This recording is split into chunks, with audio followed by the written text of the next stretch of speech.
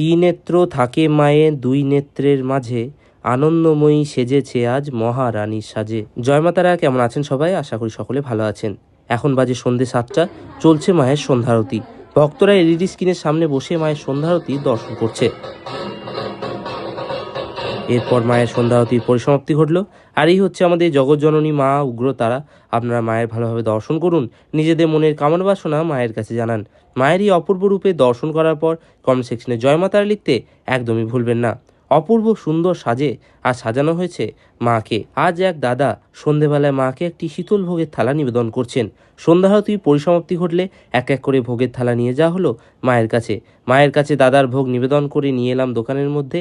এরপর দাদার হাতে তার ভোগের থালা তুলে দিলাম। তিনি কিছুটা ভোগ নিলেন, বাকিটা মন্দিরের ভক্তদের মধ্যে বিতরণ করে দিলেন।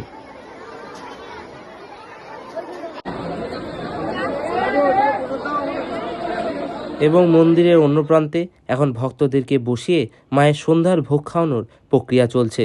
আশা করছি আজকের এই ছোট্ট ব্লগ আপনাদের ভালো লেগেছে। প্রতারণার চক্করে না পড়ে সঠিক যোগাযোগে তারাপীঠ আসুন, আপনাদের অনুভূতি অন্যরকম হবে। সকলে ভালো থাকবেন, সুস্থ থাকবেন। জয় মা তারা।